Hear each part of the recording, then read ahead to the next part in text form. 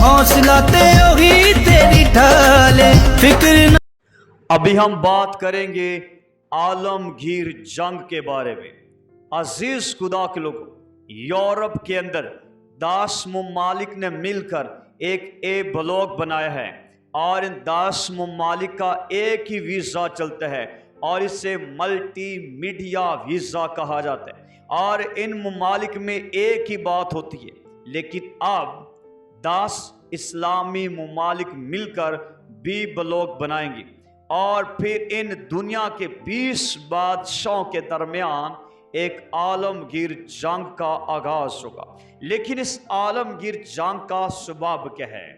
آپ کو یاد رہے بائبل مقدس میں سلیمان بادشاہ نے ہیکل کو تعمیر کیا، اور ہیکل بنانے میں 40 برس لگ گئے۔ ہیکل بڑی شاندار اور خوبصورت تھی، لیکن 605 کافمی میں اس ہیکل پر پہلا حملہ کیا گیا، پھر دوسرا حملہ، اور پھر تیسرا حملہ، اور پھر چوتھا حملہ کیا گیا، اور یوں سلیمانی ہیکل کو نبوکت نصر بادشاہ نے نظر آتش کر دیا تھا۔ اس کے بعد قوم 70 سال بابل کی غلامی میں رہی۔ قوم نے بابل کی غلامی میں بڑا دکھ اٹھایا، اور 70 سال کے بعد واپس آ کر اس ہیکل کو دوبارہ سے تعمیر کیا گیا، اس ہیکل کو پھر سے ریبلڈ کیا گیا۔ لیکن پھر ایک اور مخالف بادشاہ تھا، انطاکچہ ہارم بادشاہ۔ اس نے آ کر ہیکل کے مذبح پر سور کی قربانی چڑھا دی، اس نے ہیکل کو ناپاک کر دیا تھا۔ اور پھر انہی دنوں ایک شخص اٹھا جس کا نام یہودا مکابی تھا۔ اس آدمی کے 7 بیٹے تھے۔ یہودا مکابی نے انطاکچہ ہارم بادشاہ کا سامنا کیا، اس نے ہیکل کو پاک صاف کیا، اور دوبارہ سے ہیکل میں عبادت شروع کی گئی۔ لیکن زمانہ چلتا گیا، ہیرودیس بادشاہ کا زمانہ آ گیا۔ اس نے یہودیوں کا دل خوش کرنے کے لیے اس نے ہیکل کو ریبلڈ کیا، کچھ اضافی عمارتیں بنائی، اور ان دنوں ہیکل بڑی شاندار اور بڑی خوبصورت لگ رہی تھی۔ ایک مرتبہ جناب مسیح خداوند یسوع مسیح ہیکل کے دروازے کے باہر آ کر کھڑے ہو گئے۔ آپ کے چیلے، آپ کے حواری، آپ کے ڈسیپلز آ کر کہنے لگے، خداوند اس ہیکل کو دیکھ، ہیکل کتنی شاندار ہے، ہیکل کتنی خوبصورت ہے۔ لیکن جناب مسیح نے اپنے شاگردوں کے روبروب اور برملا کہا، میں تم سے سچ کہتا ہوں، اس ہیکل کے اوپر پتھر پر پتھر باقی نہ رہے گا جب تک یہ سب کی سب گرا نہ دی جائے۔ خداوند یسوع مسیح کے یہ الفاظ ان کی پیشن گوئی تھی، اور وقت آنے پر 70 سن عیسوی میں روم کے جرنیل تیتس نے اس ہیکل پر حملہ کیا، اور اس نے ہیکل کو آگ لگا دی، ہیکل کو نظر آتش کیا گیا، اور ہیکل کو بالکل ڈسٹروئے کر دیا گیا، ہیکل کو بالکل برباد کر دیا گیا۔ اور اس کے بعد اسلامی بادشاہ صلاح الدین ایوبی اس سرزمین پر پہنچا، اور صلاح الدین ایوبی نے جا کر پھر اس ہیکل کے اندر ہل چلا دیا، اور ہیکل بالکل برباد ہو چکی تھی۔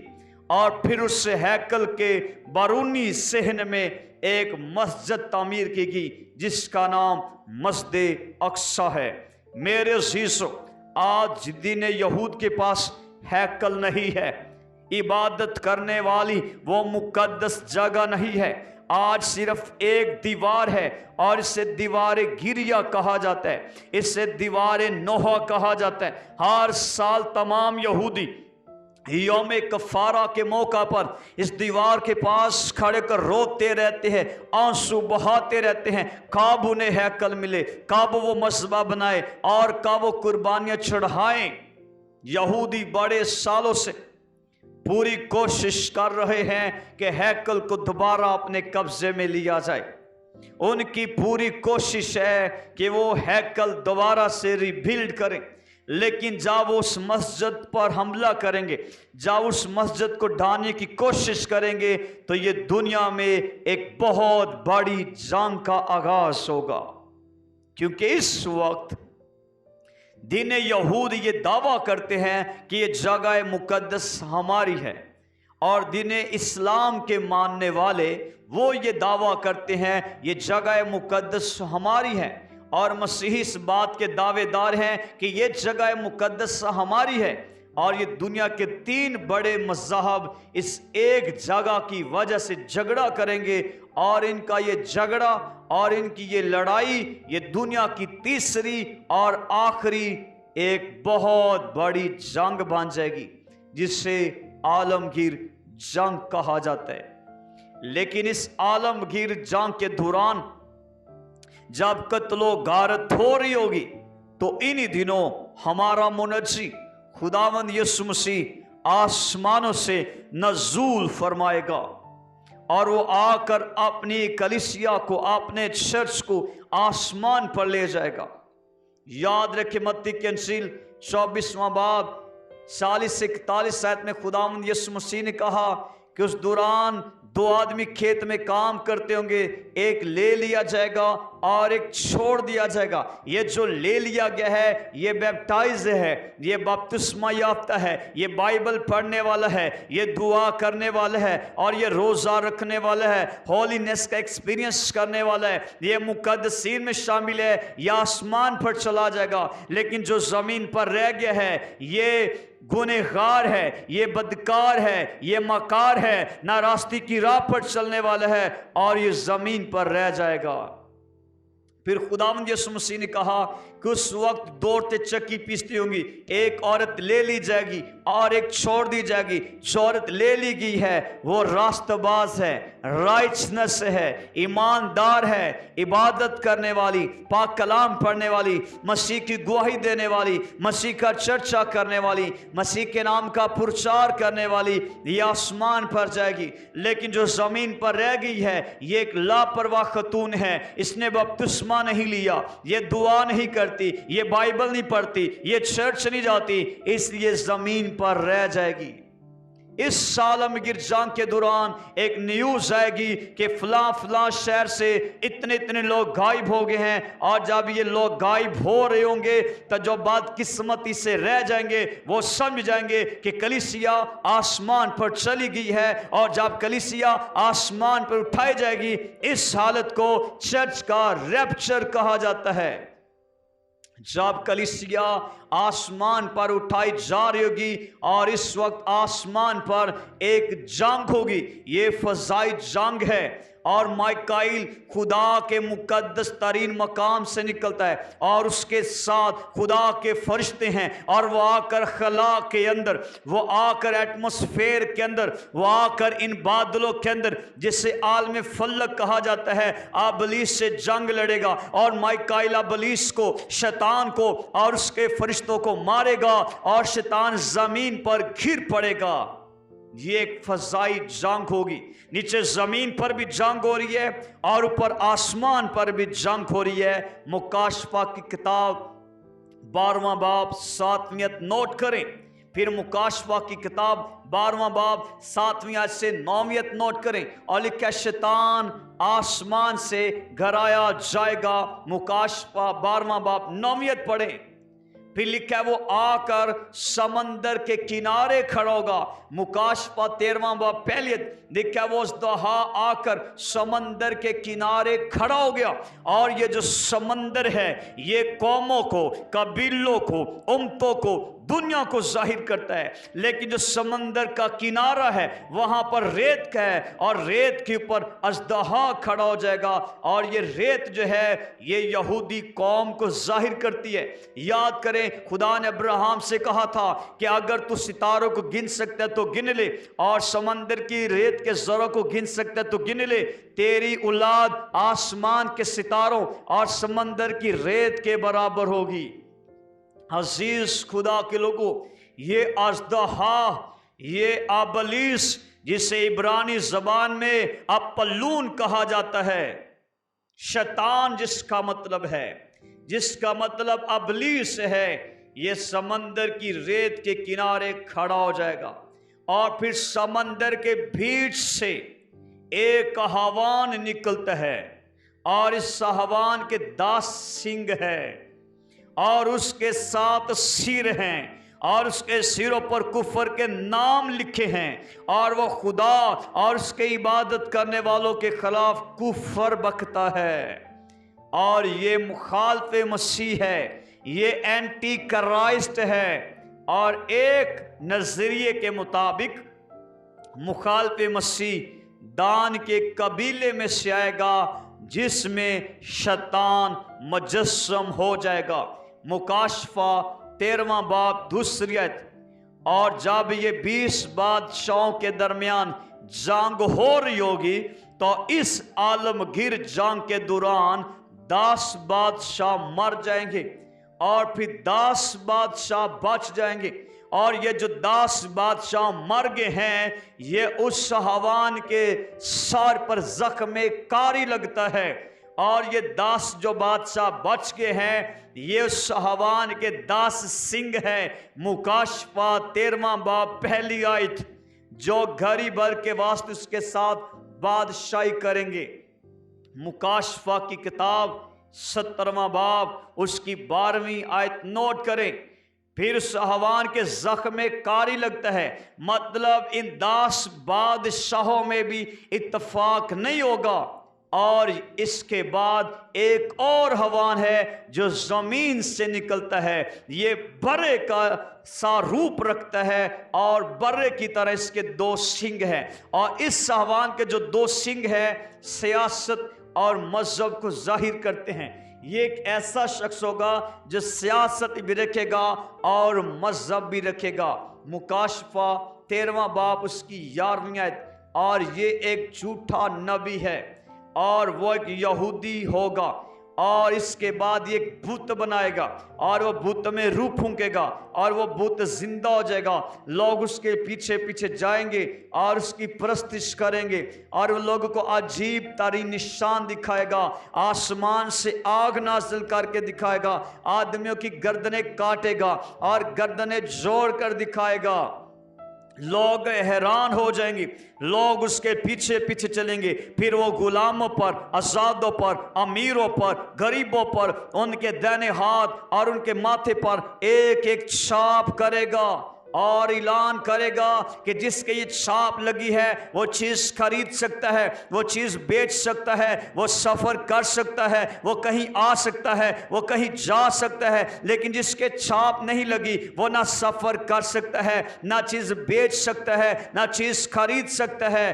ایسا انسان بل بلا کر مر جائے گا، مارے بھوک کے، مارے پیاس کے، کیونکہ مہنگائی بہت زیادہ ہو جائے گی۔ انسان مجبور ہوگا، لیکن سٹیمپ لگوانے والے وہ لگوائیں گے اور زیت اٹھائیں گے۔ لیکن ایماندار اس وقت بھی اپنے ایمان کا اظہار کریں گے، وہ اپنی آنکھوں کے سامنے اپنے بچوں کو مرتے دیکھیں گے لیکن وہ مسیح کا انکار نہیں کریں گے، وہ مسیح کے پیچھے پیچھے چلیں گے۔ وہ کہیں گے ہماری جانوں کے نذرانے حاضر ہے، لیکن اے ابلیس، اے شیطان، ہم تیری مہر نہیں لگوا سکتے۔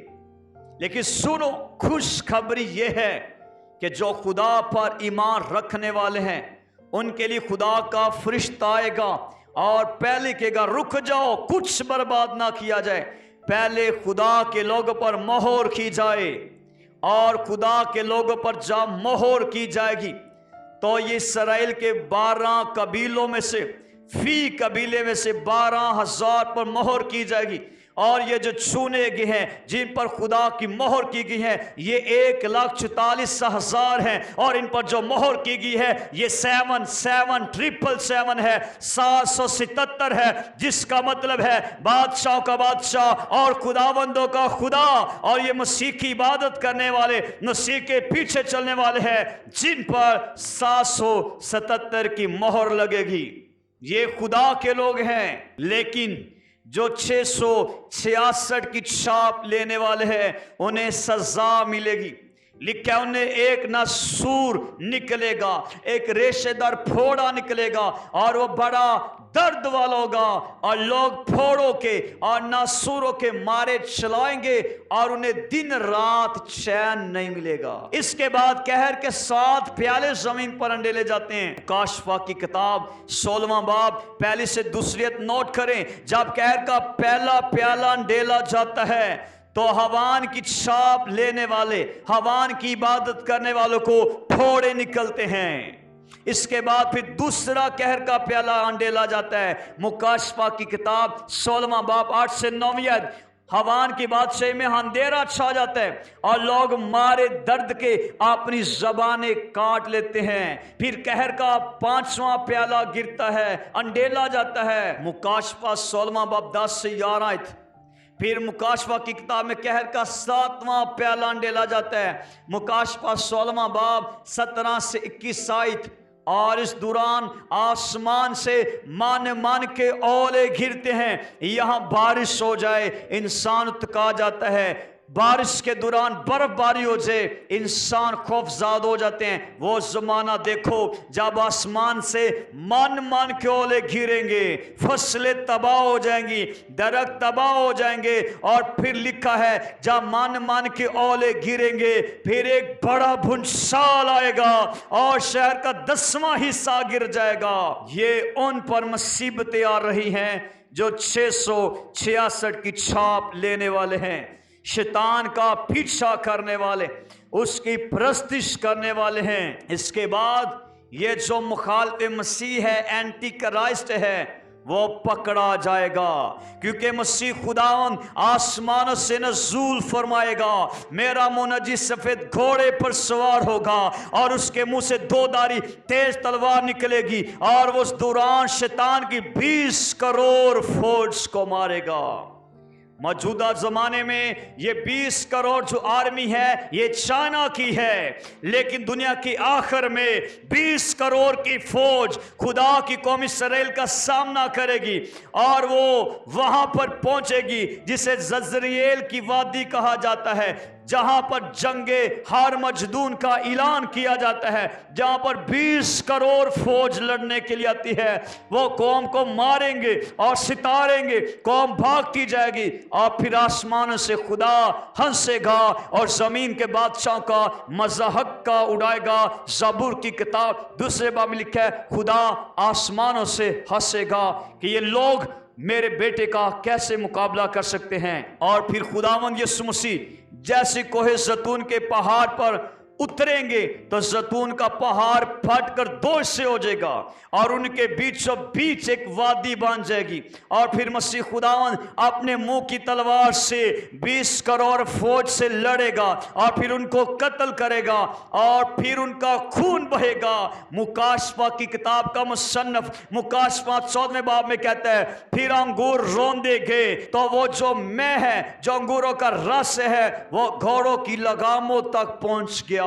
इसकी तफसीर करने वाले मुफक्करे बाइबल मुकद्दस का नॉलेज रखने वाले कहते हैं कि ये 20 करोड़ फौज को मारा जाएगा और ये जो नदी है, ये जो खून है, 1600 फरलांग बह निकला, ये 280 मील बनता है। और ये जब मसीह खुदावन 20 करोड़ शैतान की फौज को मारेगा तो 280 मील एक लंबी नदी जारी हो जाएगी और घोड़ों की लगामों तक लिखा है वो पहुंच गया।